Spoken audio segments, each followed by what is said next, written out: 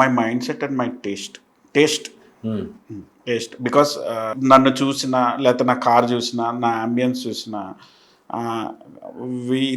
ఇతని టేస్ట్ చాలా బాగుంటుంది. ఇప్పుడు మనం ఏ ఫీల్డ్లో అతను మేబీ ఒక ఆర్కిటెక్ట్ కావచ్చు, లేకపోతే ఒక సింగర్ కావచ్చు, ఎవరైనా కావచ్చు. ఒక ఆర్కిటెక్టే ఉంటాడు, అతను కన్స్ట్రక్ట్ చేసిన ఆల్రెడీ ఉన్న దాని మీద అతనికి ఇంప్రెషన్ వస్తుంది. ఇది అతను చూడంగానే ఈ లెవెల్ ఆఫ్ మైండ్ సెట్ ఉన్న వాళ్ళు అవసరమే లేదు, ఈ మైండ్ సెట్ ఉన్న వాళ్ళు అక్కడికి వెళ్ళిపోతారు. అట్లానే ఇప్పుడు మన టేస్ట్ అనేది, నేను ఏ ఫీల్డ్లో ఉన్నా కూడా it attracts to any people who are in any field or anything. When it comes to cars, I can attract them. That much confidence we have, and we keep on inspiring people who are next level to us in India or in abroad, and we keep on developing, we keep on changing ourselves. ఆ trend అనేది first మనమే తీసుకొస్తాం ఫాస్ట్గా, and this is never ending process. ఫెయిల్యూర్కి ఎక్కువ భయపడతారా, success అవ్వడానికి ఎక్కువ ప్రయత్నిస్తారా? అంటే నేను సక్సెస్ అవడానికే ఎక్కువ ప్రయత్నిస్తాను, అసలు ఫెయిల్యూర్కి భయం లేదు. Because I take only calculative risk. నాది అంత అబ్నార్మల్గా ఎదిగేది కాదు, అట్ ద సేమ్ టైం అసలు పడిపోయేది కాదు. ఫ్రెండ్షిప్కి ఇచ్చే వాల్యూస్ మీరు అని అంటే, మీకున్న ఫ్రెండ్స్ అసలు నాకు ఫ్రెండ్సే లేరు అనుకున్నా, అదే వస్తుంది ఆన్సర్ అని. ఫ్రెండ్సే లేరు అంటే, now everybody recognizes me in Jubilee Hills. అతను నాతో మాట్లాడినా మాట్లాడకపోయినా నన్ను ఎక్కడో ఒకటి ఇన్స్టాగ్రామ్ ఫీడ్లో, might be politician, might be actor, might be millionaire, everybody sees me. మాట్లాడినా మాట్లాడకపోయినా, మాట్లాడాలని లేదు అట్లా ఏం లేదు, బట్ ఎవ్రీబడి సీస్. సో నా ఏరియాలో, నేనున్న ఈ స్టేట్స్లో నన్ను గుర్తుపడతారు. ఓకే, ఆ గుర్తుపడతారు అంటే that is because of my social media and again the profile. What are you? Not because of your car, because of what your profile, అంటే your business or your self, how you build your self. అది చిన్నది కావచ్చు, పెద్దది కావచ్చు, ఏదైనా. Fast tracks నిలబెట్టడానికి మీ దగ్గర 60 మంది 70 మంది సైనికులు ఉన్నారన్నారు, ఎంప్లాయీస్. వాళ్ళందరి గురించి బీయింగ్ ఏ ఓనర్గా, ఫౌండర్గా చెప్పాలంటే, ఫాస్ట్ ట్రాక్ ఫ్యామిలీ గురించి చెప్పాలంటే ఏం చెప్తారు?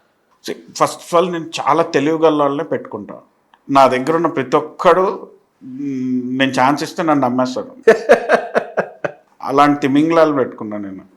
వాళ్ళని ఎలా కంట్రోల్ చేయాలో నేను సర్కస్లో జూ మాస్టర్ ఉంటారు కదా, అట్లా తెలుసు నాకు. లేకపోతే ప్రతి ఒక్కళ్ళు కూడా, అంటే వాళ్ళు తప్పట్ను నేను, అట్లాంటి వాళ్ళే ఉండాలి ఇంత షార్ప్. ఏదో సినిమాలో సోన్సుద్ అన్నప్పుడు అవకాశం వచ్చినప్పుడు నన్ను చేసి నా ప్లేస్లోకి రావాలనుకోవాలి, కానీ ఏం ఆలోచిస్తున్నాం అన్నట్టు. ఇది ఎక్కడ ఏ ఆర్గనైజేషన్ అయినా, మీరైనా నేనైనా, తెలివి గల వాళ్ళు మేనేజ్ చేయడం చాలా కష్టం. తెలివి లేనివాడు మనకి పనికిరాడు. తెలివి ఉన్నోడిని మేనేజ్ చేయడం కష్టం. మేనేజ్ చేసి అక్కడే మన స్కిల్స్ ఉంటాయి. వాడు మన నమ్మకూడదు, అట్ ద సేమ్ టైం వాడు చక్కగా ఉండాలి, మనం చక్కగా ఉండాలి. దాన్ని మేనేజ్ చేయడంలోనే నాకు కింద మీద అవుతుంటాం. సో ఉన్న 70 మంది ఎంప్లాయీలో లాంగ్ టర్మ్ ఎంప్లాయీస్ ఎక్కువగా ఉంటారా, ఎట్లా, హౌ యూ? ఉన్న 50 మందిలో ఆల్మోస్ట్ అందరూ కూడా 5-6 years నుంచి ఉన్నోళ్ళేనండి మా దగ్గర. ఆల్రెడీ 10 ఏళ్ళ నుంచి ఉన్నోళ్ళు కూడా ఉన్నారు. ఎగ్జాంపుల్ శివ అని ఉన్నారు, వీళ్ళంతా ఫస్ట్ నుంచి ఉన్నోళ్ళే. వీళ్ళంతా మిమ్మల్ని ఎలా ట్రీట్ చేస్తారు? మీరు ఉన్నప్పుడు, లేనప్పుడు, అంటే బాగా స్ట్రిక్ట్ అన్నట్టుగా ఫీల్ అవుతారా? నేనైతే వర్క్ విషయంలో చాలా స్ట్రిక్ట్గానే ఉంటానండి. దానికి ఎగ్జాంపుల్ ఏమైందంటే, ఫస్ట్ ఆఫ్ ఆల్ నాతో మ్యాచ్ చేయలేరు కాబట్టి నన్ను ఎవరు ఏం మాట్లాడలేరు. బికాస్ నేను 4:30కి 5ంటికి లేస్తాను, ఎవడు లేవడు. నేను ఫిట్గా ఉంటా, ఎవరు ఉండరు. వాళ్ళు ఏ వంక చెప్తామన్నా నా దగ్గర ఆన్సర్ ఉంటుంది. నాకు ఏ రోజైనా రోగం వచ్చిందా, నువ్వు వచ్చి ఎన్నేళ్ళు అయిందని అడుగుతా. 6 ఏళ్ళు 7 ఏళ్ళు. నేను ఎప్పుడైనా జ్వరం వచ్చింది చూసావా అంట. నాకు నిజంగా రాదు, మరి నీకు ఎందుకు వస్తుంది అంట. ఆన్సర్ ఉంటుంది. తర్వాత సెలవులు పెడతా ఉంటారు, నాకు కోపం వచ్చేస్తుంది. సెలవు అంటే అతని వర్షన్లో అతను కరెక్టే ఉంటాడు, నా వర్షన్లో నాకు అది తప్పు. 3 రోజులు 4 రోజులు ఎంజాయ్ చేస్తావు అంటారు. నేను ఎలా ఆలోచిస్తానంటే, నీకు వచ్చే 30,000 50,000 60,000కి నువ్వు 4 రోజులు 5 రోజులు షాప్ వదిలిపెట్టేసుకుని వెళ్ళిపోతే ఎట్లా పైకి వస్తావని నేనంట. వాళ్ళ వర్షన్లో వాళ్ళకేముంటుంది, నా జీవితాంతం నాకు ఇంతే, నాకు వచ్చేది 30,000 40,000 ఉంటుంది, నేను దీంట్లోనే పండగ చేసుకుంటా, అన్నీ చేసుకుంటాను, అందరు నీలాగా ఉండరు కదా అన్నట్టు వాళ్ళు ఉంటారు. There is never ending topic for this. కోడి ముందా గుడి ముందా అంటే దీనికి లేదు. కెరియర్ ఎన్హాన్స్మెంట్ కోరుకోవాలి అని అంటే, బట్ స్టిల్ వాళ్ళు మోటివేట్ చేస్తూనే ఉంటారు. చాలా మారారు అందరూ కూడా. నేను ఒకటే చెప్తాను ఏంటంటే, మీరు జీవితంలో ఏదో ఒకటి సాధించాలి. అప్పుడు దాకా మనకి పండగలు లేకపోతే ఎంజాయ్మెంట్లు ఇవన్నీ ఉండకూడదని నేను అనుకుంటాను. నేను అన్ని చేసినా కూడా నాకు దేని మీద కూడా కిక్ ఉండదు ఈ రోజుకి కూడా ఇంకా ఎదగాలి, ఇంకా నా ప్రొఫైల్ ఇంకా పెరగాలి, వీటి మీదే నా ఫోకస్ ఉంటుంది. కానీ అందరూ అలా ఉండాలని నేను అనుకోలేను కదా. కంప్లీట్ మీ కంపెనీ కానీ మీకు కానీ మీ అందరి అంబిషన్ ఫైనల్ గోల్ సెగ్మెంట్ ఏదైనా పెట్టుకొని పనిచేస్తున్నారు ఒక మిషన్ లాగా అంటే? మెయిన్ చైన్ స్టోర్స్ అంటే ప్రతి ఏరియాలో ఫాస్ట్ ట్రాక్స్ అనేది పెట్టుకోవాలని నాకు ఆశ ఉంటుంది, ఎక్స్పాన్షన్ ఉంటుంది. At the same time car అనేది మీ ఇంట్లో ఉంటే fast tracks is the only one solution అన్నట్టు. అంటే కార్ కొనాలన్నా, అమ్మాలన్నా, కార్ రిపేర్ చేయించాలన్నా, కార్ డెంటింగ్ పెయింటింగ్ చేయించాలన్నా, కార్ సర్వీసింగ్ చేయించాలన్నా, కార్ ఎక్స్ట్రా ఫిట్టింగ్స్ చేయించాలన్నా A to Z మేమే చేసే అంత. ఇప్పుడు ఎగ్జాంపుల్ ఒక రత్నదీప్ ఉంటుంది super market, A to Z అక్కడే ఉంటాయి అన్నట్టు. అట్లనే కార్కి సంబంధించి I want to be. Okay, franchise cost ఏమైనా చాలా ఎక్కువగా అనుకుంటున్నారా? నా థాట్స్ అన్నీ కూడా అట్లనే ఉంటాయి. ఏది ఇప్పుడు సరే, ఇప్పుడు మీ వేదిక కానీ నేను చెప్తున్నాను, ఈ ఒకవేళ ఎక్కడైనా ఫ్రాంచైజ్కి ఎక్కడికైనా వెళ్ళాలంటే మినిమం ఇన్వెస్ట్మెంట్ 5 crores నుంచి 10 crores. సో మీ స్టోర్, మీ థాట్స్ అన్నీ పెద్ద వెహికల్ లగ్జరీ సెగ్మెంట్సే కాబట్టి మినిమం ఆ బడ్జెట్లో ఉండాలి. Plus owner should be passionate. ఉట్టి డబ్బులు పెట్టి చేస్తానంటే అవదు, అతనికి కూడా ప్యాషనెట్ ఉండాలి. కార్స్ మీద కానీ దేని మీద కానీ, ఈ కార్స్, ఈ ఆటోమొబైల్ మీద ఈ షుడ్ బి ప్యాషనెట్ అబౌట్. ఈ ఫీల్డ్లో ఊరికే ఏదో వచ్చింది రెగ్జిన్ వేసేసామనేది అయితే నడవదు. మా ఒక్క ఫీల్డ్లో అంటే ఇప్పుడు మీరు example beverages, food and beverages industry తీసుకుందాం. నాకు తెలిసిన నాలెడ్జ్ చెప్తున్నా. ఏదైనా ఒక పబ్ పెట్టాలి, మీ దగ్గర 10 కోట్లు ఉన్నాయి, మీరు ఇన్వెస్ట్ చేస్తే ఎవడో ఒకటి నడిపిస్తాడు. కానీ మా బిజినెస్లో మీ దగ్గర 10 కోట్లు ఉన్నాయి, నేను ఇన్వెస్ట్ చేస్తాను నడిపి అంటే నడిపిలేడు. Owner should know each and everything. And కొత్తదనాన్ని అన్వేషిస్తూనే ఉండాలి. అతనికి బేసిక్ నాలెడ్జ్ లేకపోతే ఈ బిజినెస్లో నడపలేరు. So that is the reason మాకు కాంపిటేటర్స్ చాలా తక్కువ వస్తారండి. అంటే 8 yearsలో కూడా హార్డ్లీ 3-4 వచ్చారేమో ఫాస్ట్ ట్రాక్ మా ఫీల్డ్లో, ఈ car automobile industry. The reason is owner only should know everything, లేకపోతే అంత ఈజీగా నడపలేరు. But if you see other businesses, కొన్ని బిజినెస్లో మీకు ఇన్వెస్ట్మెంట్ ఉంటే ఎవరో నడిపిస్తారు.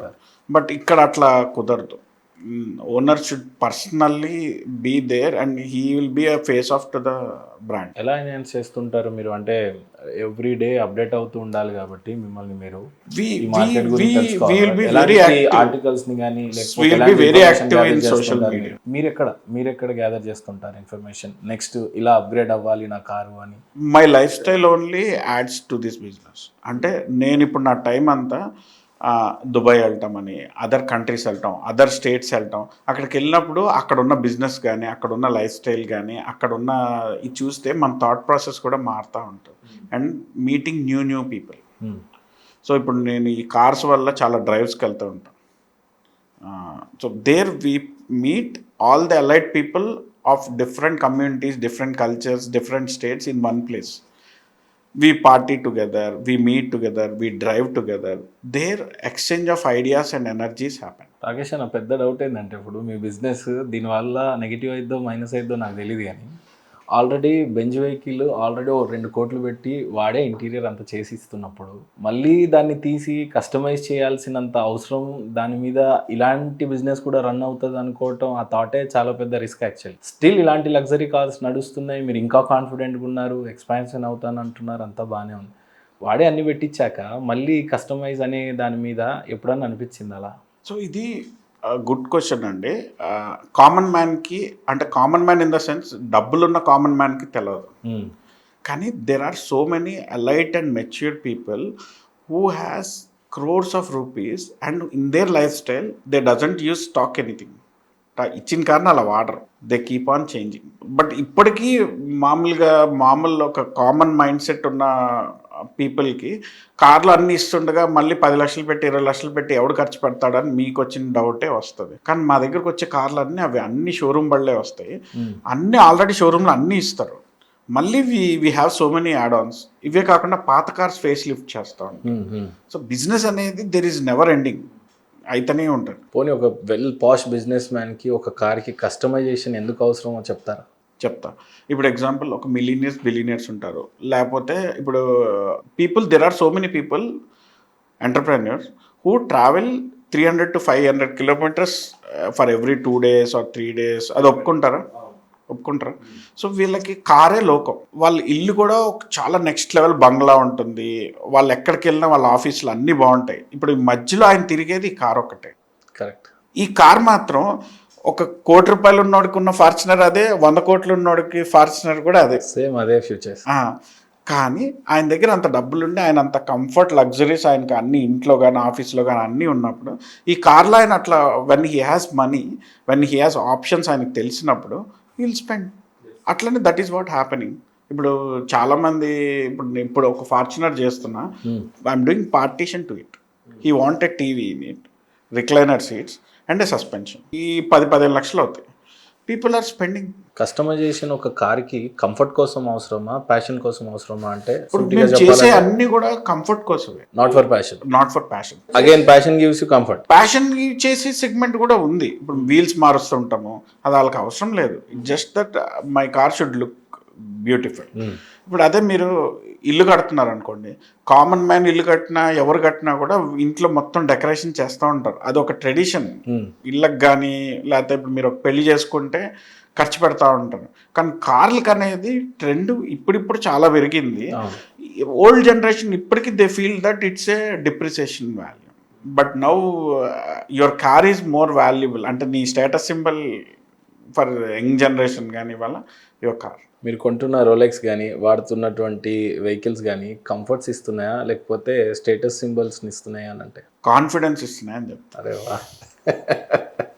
లైఫ్లో ఆఖరి రోజు అనుకుంటే ఇది చేసి చచ్చిపోవాలి అన్నంత పెద్ద అంబిషన్ ఉంది. ఇట్లా అంబిషన్స్ మారిపోతున్నాయండి. ఎప్పటికప్పుడు మారిపోతున్నాయి. అసలు ఒకప్పుడు అనుకున్న అంబిషన్ ఇవాళ లేదు, ఇవాళ ఉన్నది రేపు ఉండట్లా. అంటే I'm growing, I'm improving. Already my mind set is changing and my goal also change.